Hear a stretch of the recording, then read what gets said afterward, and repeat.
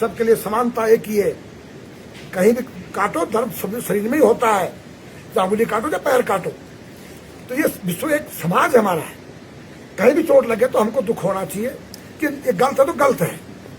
इसलिए जो हमारा उद्देश्य वही था कि जो हम ये मनुष्यों ने क्यों मिली है, हमको परमात्मा का चिंतन, परमात्मा का भजन, प्रत्येक जीव मात्र पर दया करना है, न कि हम किसी की हिंसा करके उसको खाएं। खाने के लिए नहीं बनाया है, वो कर्मों के अनुसार वो अपनी योनि भोग रहा है, हम उसकी योनि से मुक्त क्यों करें। तो ये संसार का एक नियम है। अब उसको नहीं मानो, मत मानो, तो उसका भोग रहे। दुनिया भर की बीमारियां फैल गई, दुनिया भर के केमिकल हो गए, सब स्वस्थ नहीं है। तो एक कहावत आती है, पहले तो खेलने कूदने पढ़ने में टाइम लगाया हमने, चलो 20 साल तक पढ़ लिख गया जैसे तैसे, फिर पैसा कमाने में समय लगाया, लूटा कसोटा, बेईमानी, घूसबाजी, निस्बतबाजी लिया, तो शरीर खराब हो गया।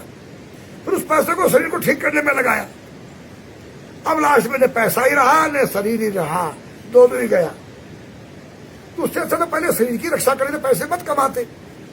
पैसा कमाने में शरीर को खराब किया, तो शरीर को ठीक करने के लिए पैसा कमाया, आज वही हो रहा है।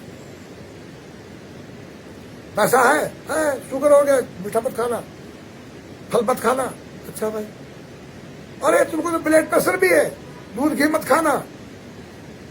अरे तुमको तो बीपी हाई हो गया है, तुमको तो ये हो गया, ब्लड प्रेशर हो गया, तुमको तो जो शुगर हो गया, तुमको तो जो बवासीर हो गया, तुमको तो ये हो गया, तुमको तो फलाने गर्दन में दर्द होता है, क्या बोलते हैं उसको, सर्वाइकल, वो ये हो गया, तुम ये मत खाना। तो क्या खाना कि जहर खाओ और मर जाओ।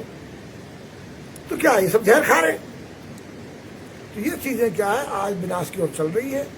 अगर इससे बचना है तो जो तूने प्रश्न किया था वही प्रश्न पे आना पड़ेगा कि हमको भगवान का चिंतन भजन के लिए हम आए हैं, जबकि भोगों के लिए नहीं। पढ़ाई तो पक्षी भी पढ़ते हैं, पशु भी पढ़ते हैं। देखिए कुत्ता को आवाज मारा अपनी भाषा में, उसके साथ ही पार है, उसने आवाज मारा, वो समझ गया उसकी भाषा क्या कह रहा है वो।